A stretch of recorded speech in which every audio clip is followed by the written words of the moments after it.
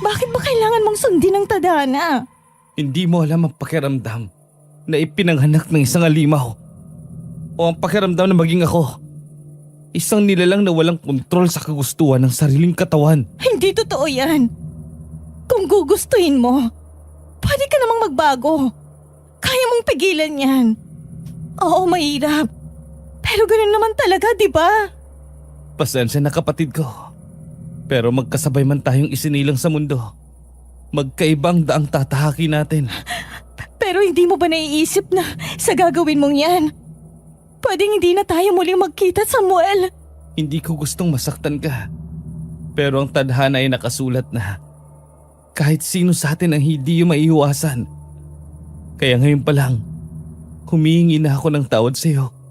Dahil hindi natin alam kung sa susunod nating pagkikita ay magkaaway na tayo.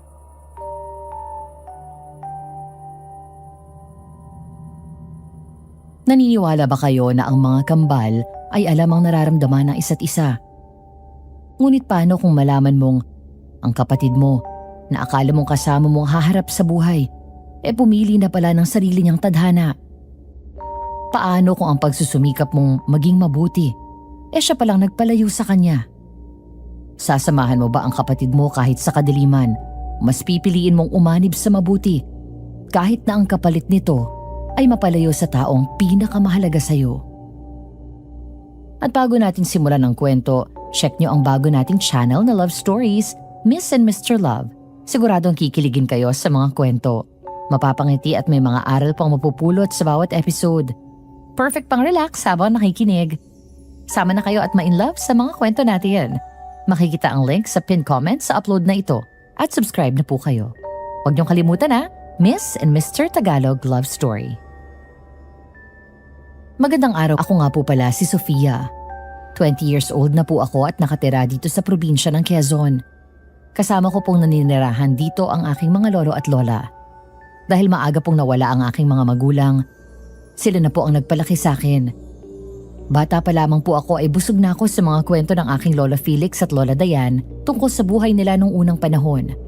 At sa lahat ng kwento nila sa akin, may isa po akong pinakakakaiba ngunit siyang paborito ko.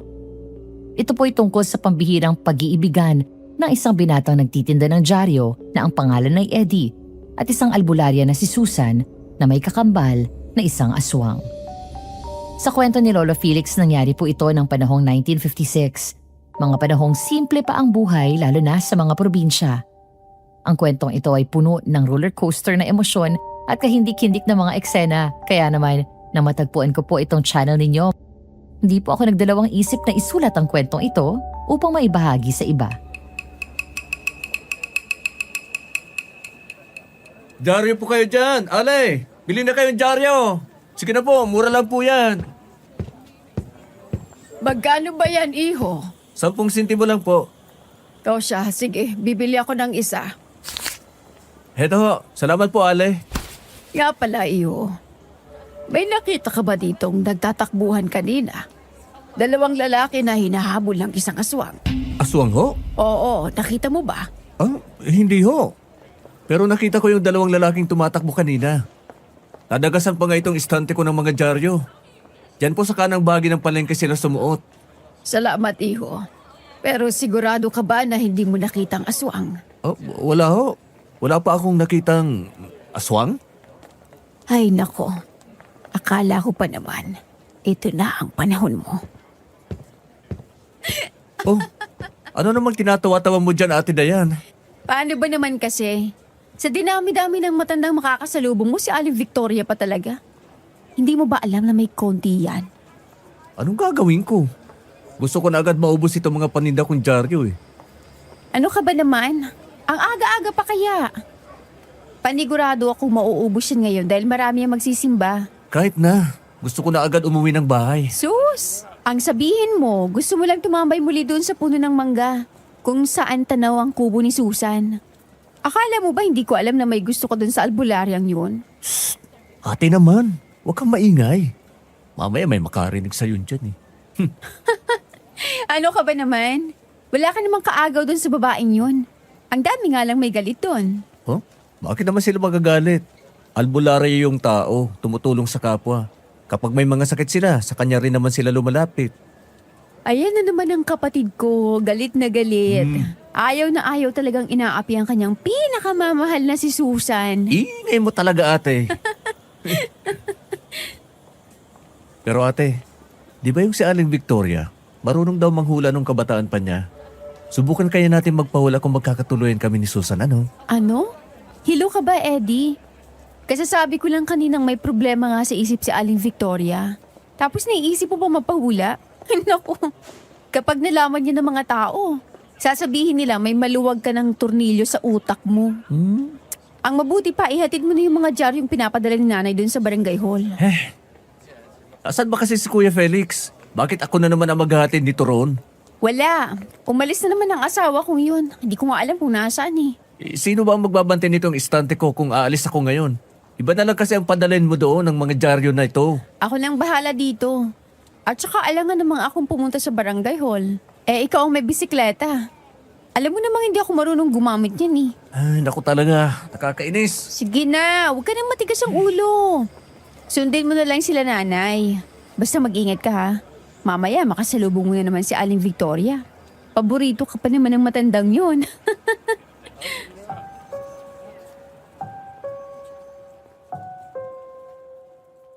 Busangot. Inayos daw ni Lolo Eddie ang estante na kanyang panindang dyaryo. Pagkatapos ay pumunta sa pinagparadahan ng kanyang bisikleta. Inalis niya ang kadena nitong nakakabit sa isang payat na puno. Agad na itinali ni Lolo Eddie ang makapal na patong ng mga dyaryo sa likuran ng kanyang bike. At pagkatapos ay nagmaneho agad. 7 o'clock pa lamang na umaga noon, ngunit kahit maaga, abala na raw ang mga tao sa palengke. Araw daw po kasi yun ng linggo. Kapag ganong araw, ang mga taong galing sa simbahan ay agad na dumidiretso sa Tiangge para mamili ng sariwa at murang gulay. Sa araw din na yon, mabilis na ubos ang dyaryo dahil sa dami ng mamimili. Pero kahit sobrang abala sa palengke, hindi daw nawawalan ng panahon si Lolo Eddie na pumunta sa burol at tumambay sa malaking puno ng mangga para pagmasdan si Susan. Si Susan po ay isang dayong albularya. Ayon kay Lolo Felix, hindi daw siya pala salita, ngunit hindi maitatanggi na magaling siyang albularya. Marami na raw po siyang napagaling noon, ngunit kahit ganoon hindi nawala ang mga bulong-bulungan ng mga tao, lalo na ng mga kababaihan tungkol sa kanya. Maganda, makinis, at para daw bang may nakakaakit na presensya si Susan.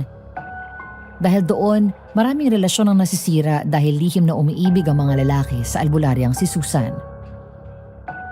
Matapos namang dalhin ni Lolo Eddie ang mga dyaryo sa barangay hall, bumalik na muli siya sa palengke. Di naman daw nito alam na yun pala ang araw ng fiesta ng patron sa kanilang lugar. Kaya naman kahit na nagmamadali siya sa pagpadyak ng bisikleta, hindi pa rin siya nakaiwas sa mahabang pila ng parada ng mga poon at mga banda sa kalsada na siyang pumigil sa kanya para makatawid. Inis na, walang nagawa si Lolo Eddie noon kundi panoorin ang mga magagandang dalaga na nakabihis ng maiksing palda. Sumasayaw habang may hawak na baton, habang ang mga lalaki naman ay may hawak ng drum at xylophone. Ngunit sa kabilang panig ng kalsada, bigla niyang napansin ang isang dalaga. Si Susan, nakabistida ng puti at may balabal na itim sa balikat. Nakatayo sa lilim ng puno, nanonood sa mahabang pila ng banda. Takang-taka siya noon dahil kilala niya daw ang dalaga na bihirang lumabas ng kanyang kubo. Nang matapos na ang parada, agad na tumalikod si Susan at naglakad palayo. Dahil sa paghahangad na makausap ang dalaga, hindi na nagdalawang isip si Lolo Eddie at agad siyang sumunod dito. Ngunit agad din siyang napatigil nang makarinig ng malalakas na sigawan. Ibalik niya ang paningin sa parada at doon nakita ang isang kumpol ng mga tao na nakapalibot sa dalawang lalaking nakahiga. Patakbong lumapit si Susan doon, kaya agad naman siyang sumunod at nag-usisa din.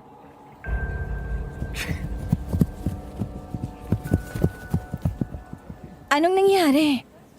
Ay, hindi namin alam. Wala namang nakikita kung anong nangyari. Basta't nagtatakbo na lang ang dalawang yan dito. Pagkatapos ay bigla na lang silang nangisay. Kuya, naririnig mo ba ako? Kaya mo bang bumangon? Ay, sandali. Parang kilala kita. Kayo yung lalaking dumagasa sa paninda kong dyaryo kanina. Kailangan ko siyang magamot. Teka. Dumudugo ang leeg niya, Susan. Ay, Diyos ko. Oo nga. Ano yan? Sinong may gawa niyan? Huminahon muna kayo, Ale. Mas mabuti kung hayaan muna natin matingnan siya ni Susan. Hindi. Kagat yan ng isang aswang. Ito na nga bang sinasabi ng matandang si Victoria. Binalaan niya na tayo noon. Binalaan niya na tayong darating ang kinatatakutang aswang na si Samuel. At kapag nangyari yon, bibiktimahin niya tayong lahat. Anong kailangan mong gawin, Susan? May tutulong ba ako? Susan, ayos ka lang ba? Bakit namumutla ka yata? Nandito na siya. Nahanap niya na ako. May problema ba, Susan? Bitawan mo ako. Kailangan ko nang umalis. Ha? Teka, paano tong... Ganun na lamang ang gulat noon ni Lolo Eddie nang pagharap niya ay bumangon mula sa pagkakahiga ang dalawang lalaki. Sandaling ikinibu-kibu pa nila ang kanilang mga leeg at nang magmulat ng mga mata, kitang-kita niya kung paano namula ang mga yun. Nakita rin niya kung paano biglang umusok ang kanilang mga likod sa sikat ng araw at doon biglang tumakbo ang dalawang lalaki at mabilis na hinabol si Susan. Ang mga tao sa paligid naman ay abala sa pagsasagutan tungkol sa sinabi ng matandang babae. Ni isa sa kanila ay walang nakapansin sa nangyari. Kaya naman mahigpit na hinawakan ni Lolo Eddie ang kanyang bisikleta. Pinaandar ito at dumaan sa kabilang panig upang habulin at tulungan si Susan. Habang nagmamaneho, nakikita niya sa pagitan ng mga bahay ang malalakas at gigil na yabag na mga humahabol kay Susan. Kakaiba ang kanilang mga ngisi at kitang-kita rin ang mapupula nilang mga mata. Dahil doon lalo pang binilisan ni Lolo Eddie ang pagpadyak sa kanyang bisikleta. Nang maabutan niya si Susan, agad siyang huminto upang pasakayin ito. Sa una nag-aalangan pa ang babae, ngunit wala rin siyang nagawa na makita ang dalawang lalaking humahabol sa kanya. Mabilis siyang sumakay sa bisikleta. Si Lolo Eddie naman ay hingal na hingal, ngunit buong puwersa ang pagpadyak. Nang mapansin niyang lalo silang nalalapitan ng mga humahabol, mas lalo pa niyang binilisan ang pagpedal. Ngunit sa labis nilang pagmamadali, hindi na niya naiwasan ang nakaangat na ugat sa lupa. Tumalsik sila sa damuhan at bago pa man siya tuluyang makatayo, may isang lalaking tumalon mula sa itaas ng puno. Matikas ang katawan nito, kayumanggi ang kulay at may mahabang itim na buhok.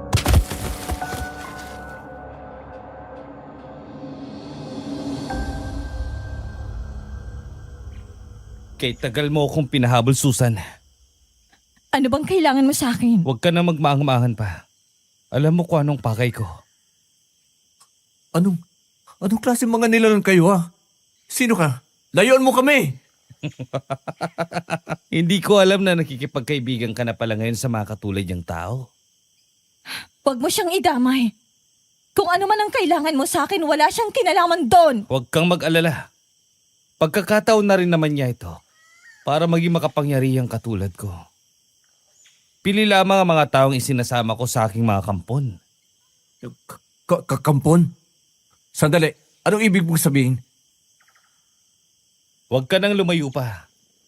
Mabilis lamang ang gagawin ko. Hindi, lumayo ka sa akin.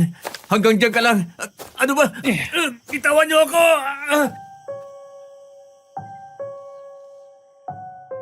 Agad na lumaban si Lolo Eddie nang hawakan siya ng dalawang alagad ni Samuel. Nang humakbang ang isa palapit sa kanya, kitang-kita niya kung paano sumama ang mukha ng lalaki. Mula sa batang wangis nito, nangulubot ang kanyang balat, bahagyang humaba ang nguso at nang ibukan nito ang bibig, lumabas doon ang matitilos na ngipin. Bigla namang naalala ni Lolo Eddie ang sinabi ni Nanay Victoria. Ilang beses daw nagpumigla si Lolo Eddie noon, ngunit masyadong malakas ang dalawang kasamahan ni Samuel na nakahawak sa tigkabilang braso niya. Nang akmang nakahanda ni si Samuel na sakmalin ang leeg ni Lolo Eddie, biglang dumating ang isang grupo ng mga lalaki na may dalang armas. Karamihan sa kanila ay may hawak na bolo, itak, punyal o di kaya'y pana. Agad nilang sinugod ang tatlong aswang at dahil doon nabitawan nila si Lolo Eddie na bumagsak sa damuhan. Agad naman daw niyang nilapitan si Susan. Pinagmadali itong tumayo at magkahawak kamay silang tumakbo papasok sa kagubatan. Ngunit habang nakikipaglaban ng mga lalaki sa mga aswang, inutusan ni Samuel ang isa niyang kasamahan na habulin sina Lolo Eddie at Susan. Madilim ang kagubatang yon dahil hitik sa dahon ng mga punong tumatakip sa sikat ng araw. Dahil doon napansin ni Lolo Eddie ang biglang pagbilis ng kilos ng lalaking humahabol sa kanila. Nang matalunan sila nito sa kanilang harapan, mabilis nitong nahila si Lolo Eddie. Akmang sasakmali na nga daw po siya nito nang biglang napigilan ni Susan ang pangyayari. Doon kitang-kita ni Lolo Eddie kung paano lumaban si Susan sa aswang. Magaling siyang kumilos at makipaglaban, ngunit hindi kasing bilis ng nilalang. Sa isang malakas na sipa, napatalsik si Susan. Biglang bumaling sa kanya ang aswang at tumakbang papalapit. Halos maglaway pa nga daw po ito habang nakatitig sa kanya. Nanginginig naman ang mga kamay ni Lolo Eddie nang abutin niya ang putol na kahoy sa tabi niya at ginawang panangga. Sakto namang tumalon ng aswang sa kanyang ibabaw at tumusok sa tiyan nito ang kahoy. Doon nakita ni Lolo Eddie kung paanong unti-unting naging abo ang katawan ng lalaki, hanggang sa ang tanging natira na lamang ay ang kalansay nito. Napatay mo siya. Isa ka bang manunugis? Manunugis? Anong manunugis? Ang pangalan ko ay Eddie. Eddie? Hindi ko akalaing makikita kita ngayon. Ano ang ibig mong sabihin? Kilala mo ba ako? Oo naman. Ikaw ang aking tagapagligtas. Ha? Parating na sila. Hindi nila ako pwedeng maabutan, Eddie. Sandali. Saan ka pupunta? Sa lugar kung saan hindi ako mahahanap ng kahit sino. Pero kung ikaw ang lalaking tagapagligtas ko, alam kong mahanap mo ako, Eddie. Sandali. Hindi kita maintindihan. Paalam. Huh? Hanggang sa muli nating pagkikita.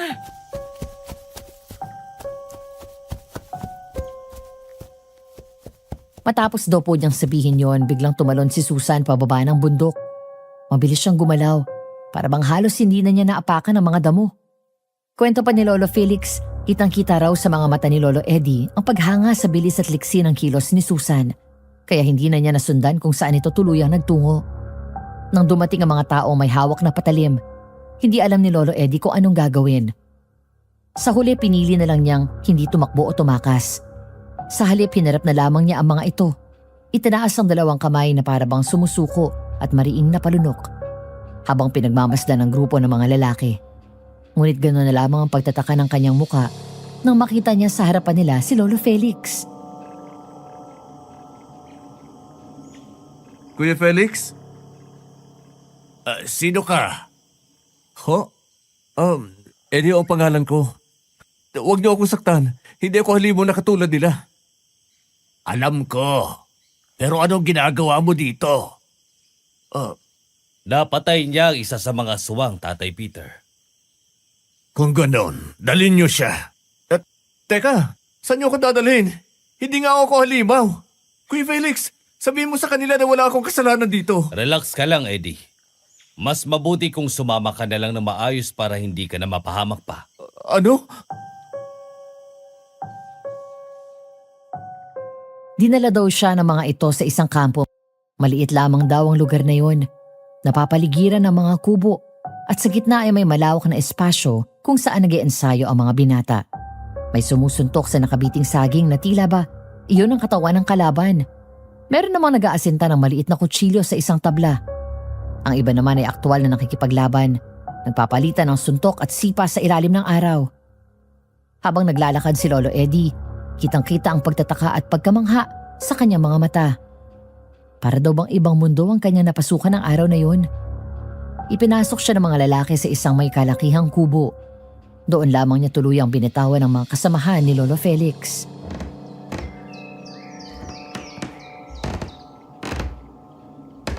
Ano ho bang kailangan niyo sa akin?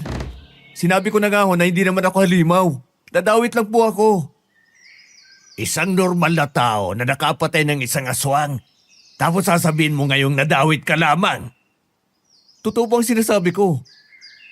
Alam mo ba, iho, na halos 10 dekada nang hindi ito nangyayari? Ang alin po?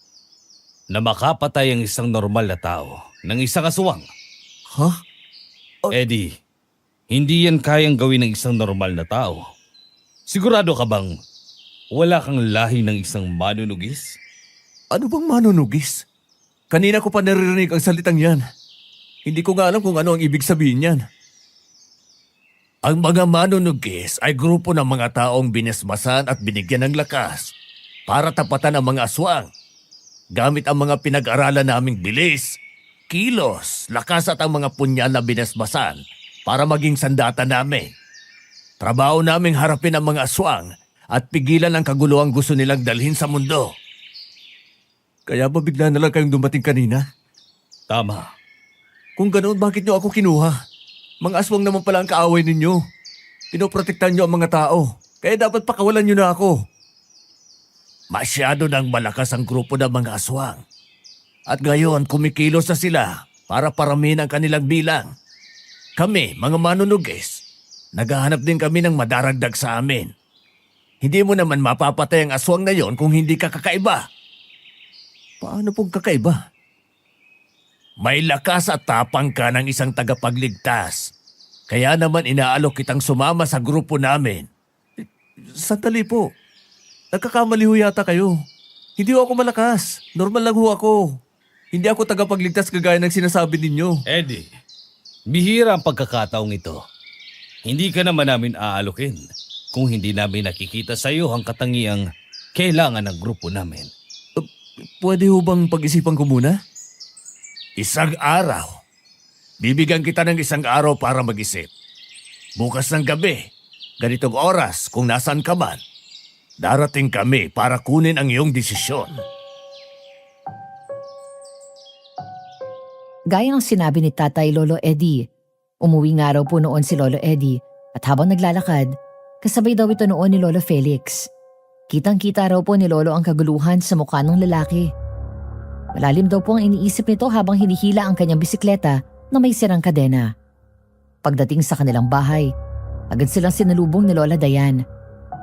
Kung normal na araw daw po yun, paniguradong hindi na mapakali si Lolo Eddie habang pinagsasabihan siya ng kanyang kapatid. Nakapamewang pa naman daw po ito sa harap ng pintuan. Salubong ang kilay at tila ba sinasaulo na sa isip ang mahabang sermon. Ngunit sa puntong yon, tahimik lamang daw si Lolo Eddie. Nakatungo lang daw po ito at nakatiting sa kanyang mga paa at nang maisandal ang bisikleta sa gilid ng bahay, dumiretso na ito sa loob nang walang lingon-lingon. Pagkatapos ay pumasok na rin siya sa kanyang silid.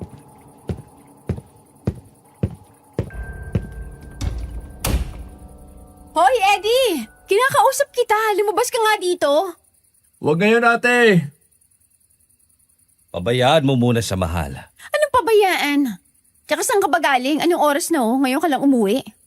May ginawa lamang akong importante. May mas importante pa ba sa paghahanap buhay? Mahal naman. Linggo naman ngayon. Sigurado naman ako mauubos yung paninda nating kamatis. Hindi naman ang pagkaubos o ang benta ang iniisip ko, Felix. Ano ba naman yung nakakatulong ka araw-araw sa pagbebenta? Solo ko lahat kanina. Inutusan ko lang si Eddie kanina pero hindi na rin bumalik. Huwag ka nang magalit, mahal. Ako na maghahanda ng hapunan ngayon. Dapat lang. Nakakapagod ang araw na to. Dagdag pa kayong dalawa sa mga iniisip ko. Huwag ka na mag-alala, mahal. Sa susunod, magpapaalam na kami ng maayos sa'yo. Ano magpapaalam? Hindi na kayo ulit makakatakas. Trabaho. Magtrabaho. Trabaho lang.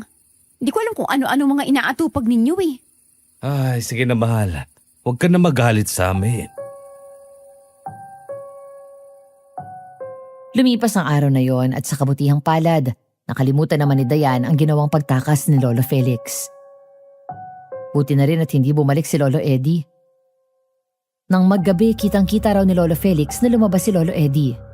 Maganda noon ang Manila para kausapin siya at agad silang nagtungo sa paborito nitong tambayan sa tuktok ng burol, kung saan may isang malaking puno ng nara. Agad siyang napaupo sa tabi ni Lolo Felix. Naglabas ng tabako at sinindihan yon. Sandali naman lumingon si Lolo Eddie sa kanya. Kunot ang noo at para bang may halong pagsisisi ang paraan ng kanyang pagtingin.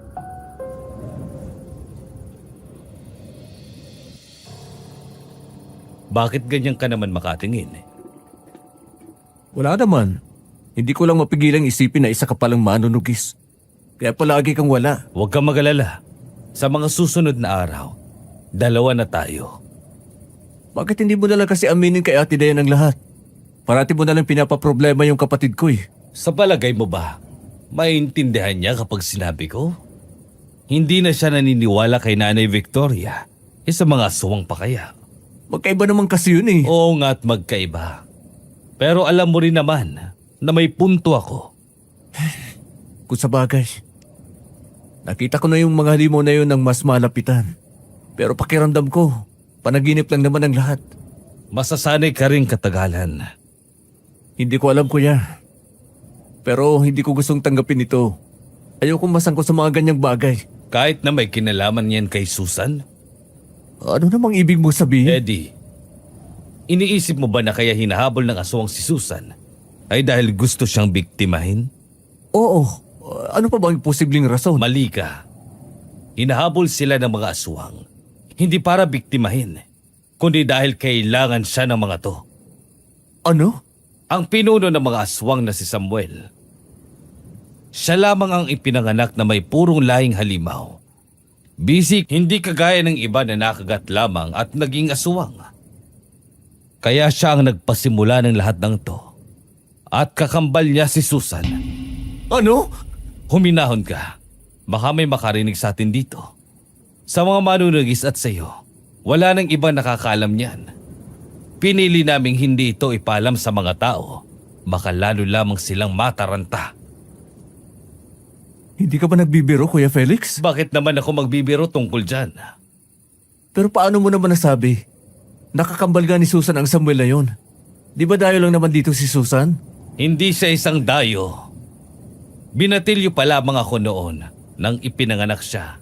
At tandang-tanda ko kung paano sinugod ng mga manunugis ang kanilang kubo noon. Pinatay ang kanilang mga magulang na mga aswang dahil sa pagsisimula ng karahasan sa ating baryo. Pero hindi kayang pumatay ni Tatay Peter ng isang sanggol. Kaya pinadala niya sa malayong lugar si Susan at Samuel para ilayo sa baryo. Hindi ko lang alam kung saan o paano sila nabuhay doon. Pero nang dumating si Susan mula dito, alam ni Tatay Peter na siyang sanggol na iniligtas niya noon. Kasabay ng kanyang pagdating, ang pagkakalat ng lagim ni Samuel. Pagkatapos, paano nalaman ng isang albularyo ang tungkol sa pinuno ng aswang na sinasabi nyo? Daang kambal nga.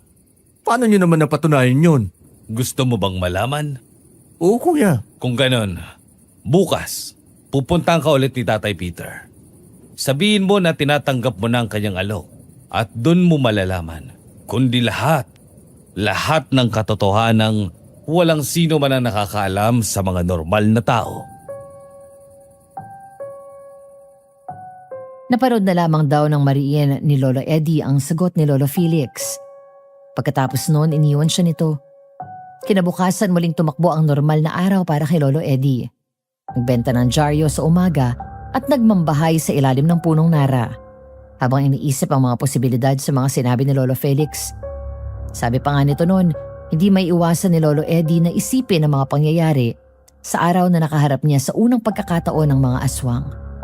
Tanda rin daw kasi ito sa tuwing magkakaroon ng pagkakataon. Kaya gusto nilang saktan, kainin o biktimahin. Hindi niya nakita na binalak nilang sakmalin si Susan. Kahit si Samuel ay matagal nang naghahanap sa ibang babae. Ibig sabihin hindi lamang pambibiktima ang dahilan kung bakit nandoon ang mga aswang ng gabing yon. Kundi dahil may iba silang talagang pakay. Dahil doon, mas lalo pang napuno ang isip ni Lolo Eddie ng mga katanungang hindi alam kung kailan masasagot. Nagsimulang magdilim ang paligid. Habang pababa na siya ng burol, nang biglang humarang sa kanyang daraanan ang grupo nila Tatay Peter kasama si Lolo Felix. Kailangan ko na ang sagot mo ngayon din, Eddie. Tinatanggap ko na po. Mabuti naman. Hindi rin naman maganda na may isang sibilyan ang nakakaalam ng lahat. Kung hindi mo ito tatanggapin, hindi ba? Ano pong gusto niyong iparating? Wala naman, iho. Ang mabuti pa ay sumama ka na sa amin.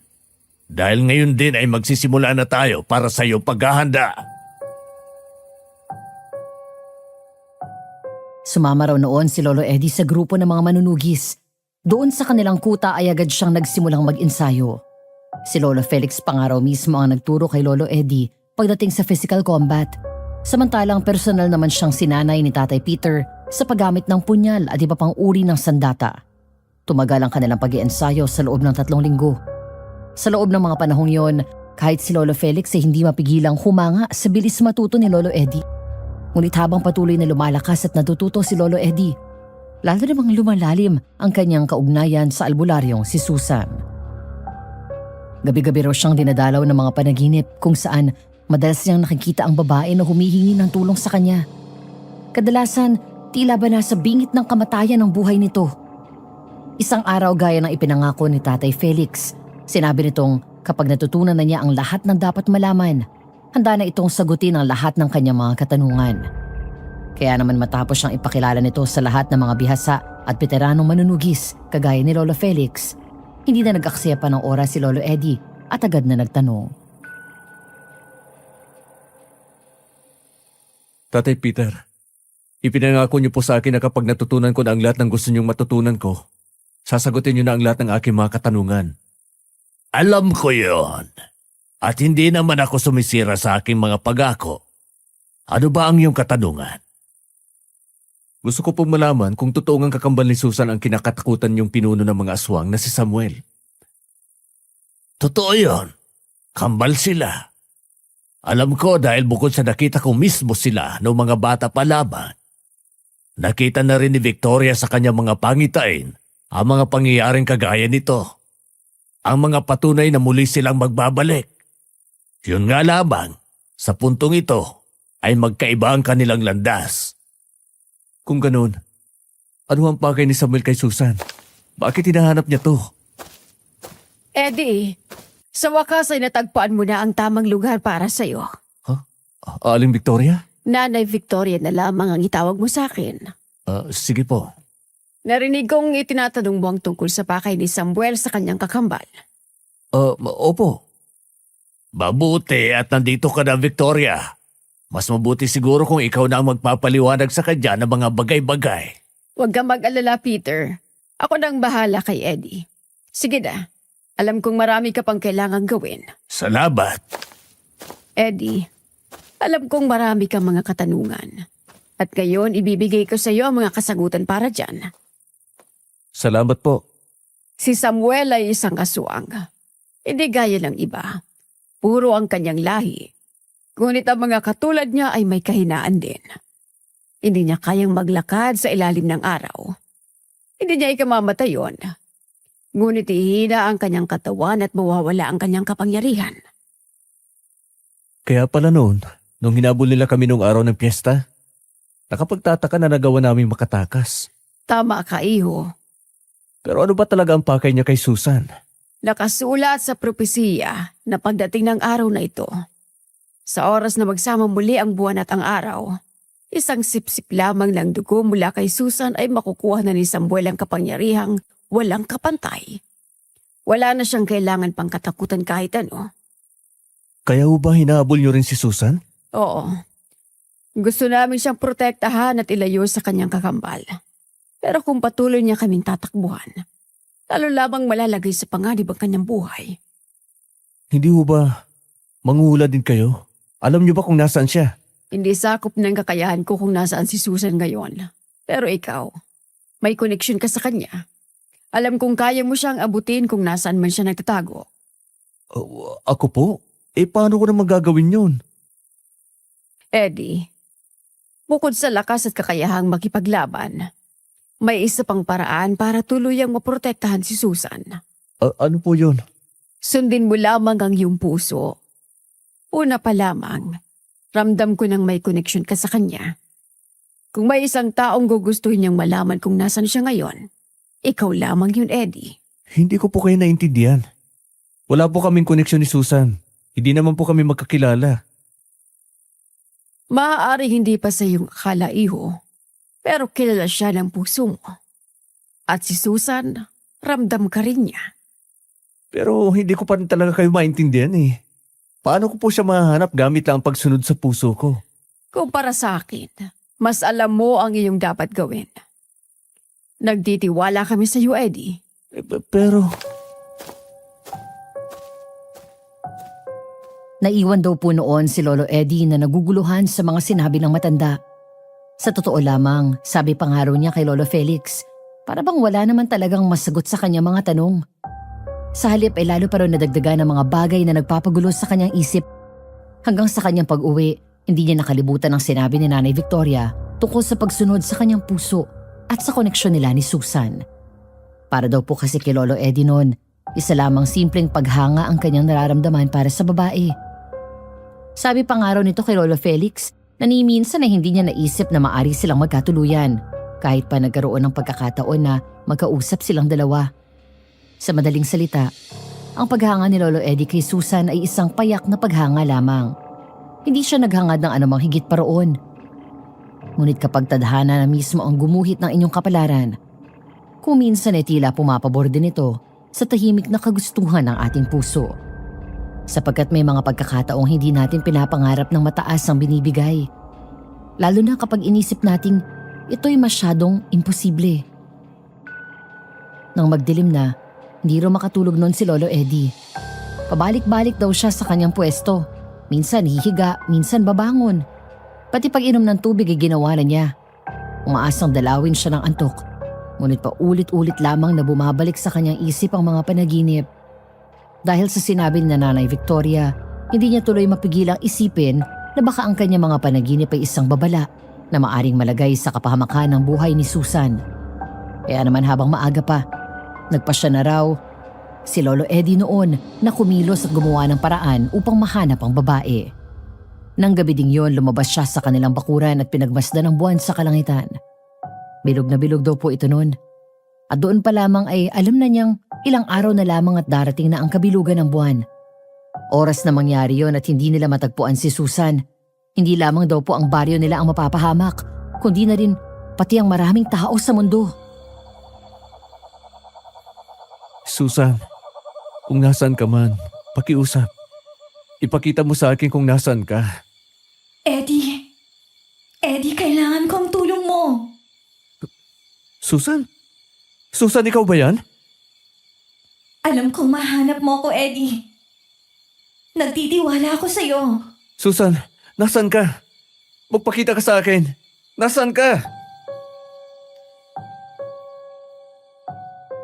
Litong-lito raw noon si Lolo Eddie nang bigla siyang mapalingon sa kanyang paligid. Hinanap niya kung saan nanggaling ang boses ni Susan, pero kahit ilang beses pa siyang lumingon at tumingin sa paligid, wala siyang makita. Hindi nagtagal, bigla raw siyang nakaramdam ng matinding pagkahilo. Napapikit siya sandali at nang muli niyang imulat ang kanyang mga mata, wala na siya sa bakuran ng kanilang bahay. Para raw siyang napunta sa loob ng isang madilim na silid. Isa lang ang bintanang bukas at yun lamang ang nagsisilbing tanglaw sa loob ng lugar. Sa tapat ng bintana may isang babaeng nakaupo, nakatalikod kay Lolo Eddie. Pero kahit likod pa lamang ang nakikita niya, nakaramdam na raw agad siya ng kakaibang kabog sa dibdib. Mahaba at kulot ang buhok ng babae. Kulay brown. At doon pa lang, alam na ni Lolo Eddie na si Susan yun. Dahan-dahan siya lumapit sa babae. Pero bago pa siya tuluyang makalapit, napahinto siya. Ilang ulit niyang tinawag ang pangalan ni Susan. Pilit kinukuha ang atensyon nito. Ngunit nang bigla raw itong humarap, hindi si Susan ang nakita niya. Isang nakakatakot na nilalang ang tumambad sa kanya. At sa isang iglap, nagbago ang anyo nito. Naging si Samuel. Kasabay noon ang malakas nitong sigaw na para bang isinumpa ang pangalan ni Lolo Eddie. Doon na raw siya biglang napabangon mula sa kanyang higaan. Hingal na hingal, pawis na pawis at ramdam pa rin ang malakas na kabog ng kanyang dibdib. Kinabukasan, maaga pa lamang ay dumiretso na raw agad si Lolo Eddie sa kampo. Hinanap niya roon sina Tatay Peter at Lolo Felix. Sa oras na yon, abala na raw ang lahat sa paghahanda ng mga kagamitang pansalakay laban sa mga aswang. Bigla tuloy napahinto si Lolo Eddie sa kanyang paglalakad. Ilang sandali niyang pinagmasdan ang magulong paligid.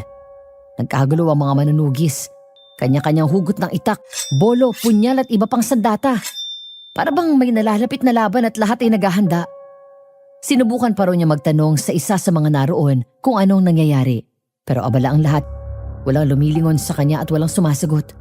Hanggang sa maya-maya sa di kalayuan, doon na niya nakita si Lolo Felix. Kuya, ano ba nangyayari? May umatake na naman daw sa kanila. Si Samuel. Nagkakagulo raw ngayon sa plaza. Halika na, bilisan natin. Kailangan na natin magmadali. Pero, wala nang pero. Kailangan na tayo ng mga mamamayan. Bilisan mo, kumilos ka na. Kunin mo ang iyong sandata at tayo kailangan rumesponde ngayon din. Pero Tatay Peter, palagay ko ay alam ko kung nasaan si Susan ngayon. Ano? Sigurado ka ba dyan? Sa totoo lang ho, hindi ko po alam. Pero malakas po ang kutob ko. Eddie, alam mo naman siguro na hindi tayo dapat na mag-aksaya ng oras at panahon sa bagay na hindi naman pala sigurado. Hindi ba?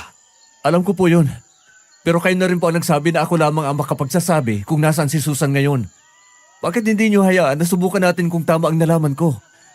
Tatay Peter, ang mabuti pa ho ay kayo na muna ang mamuno sa mga manunugis. Sasamahan ko po muna si Eddie para punta ng sinasabi niyang lugar na maaaring mapagtagpuan namin kay Susan. Eh sige, mabuti pa ga. Siguraduhin niyo lamang na mag-iingat kayo. Kung tama ang inyong inala, dalhin niyo agad sa kampo si Susan at siguraduhin ninyong hindi na siya makakawala pa. Opo, ako na pong bahala, Tatay Peter. Kuya, anong ibig sabihin ni Tatay Peter na hindi dapat makawala si Susan? Hindi naman siya biyag, hindi ba? Kailangan pa natin siyang hanapin dahil tutulungan natin siya. Eddie, huwag ka mag-alala. Ang gagawin natin ay para sa kanyang kabutihan, lalo na sa kabutihan ng nakararami. O ano, handa ka na ba? Oo kuya, handa na ako. Agad naman daw nilang pinuntahan ni Lolo Felix ang lugar kung saan nakita ni Lolo Eddie si Susan. Sa totoo lang, may halong pagdududa siya noon. Baka isa lamang daw yung simpleng panaginip at wala naman talagang ibang kahulugan. Ngunit sa tuwing naaalala niya ang bilin ni Nanay Victoria, pinipilit niyang kumbinsihin ang sarili na magtiwala sa kanyang nararamdaman at sundan ang kanyang puso. Isa pa, patuloy na nagpapagulo sa isip ni Lolo Eddie ang mga salita ni Susan bago ito nawala. Sinabi nitong siya ang kanyang tagapagligtas. Isang bagay na hindi naman maintindihan ni Lolo Eddie noon. Ngunit sa palagay niya, may rason naman ang lahat at kailangan lang niyang malaman kung ano ang ibig sabihin nito. Nang makarating sila sa ilalim ng isang tulay, napansin nila na selyado ito at may malaking butas na nagmistulang kuweba. Walang pinagkaiba sa panaginip ni Lolo Eddie. Nang makapasok sila sa loob, madilim ang paligid. Ngunit nang naglakad pa sila papasok sa loob, doon na raw po nila nakita ang maliit na siwang na parabang nagmistulang bintana. Sa tapat naman, may putol na kahoy kung saan nakaupo ang isang nakatalikod na babae. Suot pa rin ito ang puting bestida, maging ang balabal na itim na nasa kanyang mga braso. Ang mahaba at medyo kulot na buhok ay nagbagsakan lamang sa likuran nito. Nang humakbang si Lolo Eddie palapit, nagpa siya si Lolo Felix na tumago muna at huwag munang magpakita sa babae. Susan, Eddie, ikaw nga. bakit ngayon ka lang? Ang tagal ko na naghihintay sa'yo. Akala ko hindi ka na talaga darating. Pasensya na. Hindi ko kasi alam kung paano ka hanapin. Ang importante, nandito ka na. Ngayon nakasama na kita. Alam ko naligtas ako. Huwag kang mag-alala, Susan. Hindi ka namin papabayaan. Sandali. May kasama ka ba? Oo, si Kuya Felix. Manunugis din siya, kagaya ko. Isa kang manunugis? Akala ko ba? Sandali. Noong nakilala mo ako sa gubat, hindi pa ako manunugis noon. Pero matapos kong mapatay yung isang aswang na nakasagupan natin, inalok nila ako maging manunugis. Hindi. Sandali. May problema ba? Malito, Eddie. Bakit mo sila isinama dito? Hindi nila ako dapat makita. Bakit naman? Nandito kami para iligtas ka. Para hindi ka patay ni Samuel para lang sa kapangyarihan. Pero, Pasensya na, Eddie. Wala na tayong panahon pa. Kailangan na nating dalhin si Susan sa kampo. Sandali, Kuya Felix. Anong ginagawa mo? Bakit mo siya tinatalian? Narinig mo naman siguro ang sinabi ni Tatay Peter, di ba? Kailangan nating masiguro na hindi na siya makakatakas pa. Pero kuya, hayaan mo na lang ako ipaliwanag sa kanya. Hindi naman natin siya biyag dito. Wala na tayong oras para magpaliwanag pa. Pero, kuya naman, huwag mo naman gawin ito. sana hindi mo na lang ako hinanap pa, Eddie. Kung ikaw rin pala mismo magdadala sa akin sa kamay ng mga gustong kumitil ng buhay ko. Ano? Mali ang akala mo, Susan. Hindi mo kami kaaway.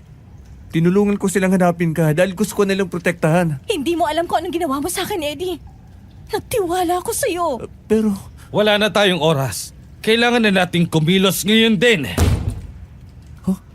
ano yun? Bakit parang may naglalakad sa ibabaw ng tulay? Si Samuel, nandito na siya. Nasundan niya kayo. Nalinti ka na, Eddie. Eddie, ikaw ang umawa kay Susan. Mauna na akong lumabas. Pakawalan mo ako, Eddie. Akong kailangan ni Samuel. Alam ko na kung ano ang pakay niya sa'yo. Palagay mo ba makakapayag ako noon? Susan, hindi lang buhay mo ang delikado, pati na ang mga tao sa baryo natin. Ngayon pa nga lang, hindi na mapigilan ang kasamaan ni Samuel. Paano pa kaya kung makuha na niya ang kapangyarihan na gusto niya? Panigurado wala siyang ititira sa atin. Kaya nga pakawalan mo ako. Ako ang haharap sa kanya. Hindi rin malaman ni Lolo Eddie noon kung anong dapat niyang gawin. Ngunit nang makita niyang tumalon mula sa itaas si Samuel at agad na hinarap si Lolo Felix, mariin na lamang siyang napalunok. Doon niya naisip na kailangan na niyang kumilos. Kaya agad na niyang kinalaga ng tali sa mga kamay ni Susan. Na makalaya ang babae, dali-dali naman itong lumapit sa nagbabanggaan ng si Samuel at si Lolo Felix. Sa tulong ni Susan, nagawa nilang paulanan ng mga tira ang kinatatakutang aswang. Ngunit doon na nila napagtanto ang isang bagay na hindi nila inaasahan. Nang daplisan ng isang punyal ang braso ni Samuel, agad lang yung naghilom. Nang tamaan pa siya sa mismong balikat, hinugot lamang niya ang punyal. At isang iglap ay nagsara rin ang sugat na parang walang nangyari. Halata raw ang gulat sa mukha ni Lolo Eddie. Sabi pa nga ni Lolo Felix sa akin, alam daw niyang doon nito tuluyang naramdaman ng takot. Dahil si Lolo Felix nga raw ay hindi inaasahang hindi pala tatalaban ng punyal ng manunugi si Samuel. Sinamantala naman daw agad ng aswang ang sandaling natigilan silang pareho sa pagkabigla. Bigla nitong hinila ang kakambal at nagsimulang tumakbo palayo. Agad rin naman daw silang natauhan at humabol. Habang tumatakbo, kahit papaano'y nagagawa pa rin lumaban ni Susan. Pilit daw nitong inalis ang kamay ng kapatid sa kanyang balikat. Sa huli matapos ng ilang beses nilang subok, ay nakawala rin siya at nakatakbo palayo. Sakto namang dumating ang mga kasamahan nilang manunugis. Pasulubong ang mga ito sa direksyon ni Susan, kaya agad nila ito naabutan at hindi na nakawala pa nang hagisan nila ito ng net na sumilo sa babae. Si Samuel naman daw, nang makita ang nangyayari, ay agad na tumalon pa itaas sa isang puno. Ginamit niya ang matatayog na puno ng mahogany bilang daan upang tuluyang makatakas sa kanila. Samantala hindi raw makalimutan ni Lolo Eddie noon kung paano niya pinagmasdan si Susan habang nakadapa ito sa lupa. Nakatali ang mga kamay nito sa likod at pilit na tinatalian ng lubid ni Tatay Peter. Ilang beses pa raw itong nagtangkang makiusap. Ngunit si Lolo Felix mismo ang nagsabi sa kanya na mas makabubuti kung manahimik na lamang siya. Di naman daw po yun pananakot, kundi isang malinaw na paalala. Alam po kasi ni Lolo Felix na delikadong suwayin ang utos ng pinuno ng mga manunugis. Nang makabalik sila sa kampo, ipinasok nila si Susan sa loob ng isang malaking kulungan. Wala naman daw itong sinabi pa. Tahimik na naupo lamang daw ang babae sa isang sulok, nakayuko at walang imik. Hindi naman daw napigilan ni Lolo Eddie ang galit na naramdaman niya noon, kaya agad niyang sinundan si Tatay Peter papunta sa kubo nito. Sabi pa nga ni Lolo Felix sa akin, kitang-kita raw sa mukha ni Lolo Eddie ang galit na mga sandaling yon. Isang galit na hindi rin niya masisi dahil kahit siya itutol sa paraan ng pagtrato nila kay Susan.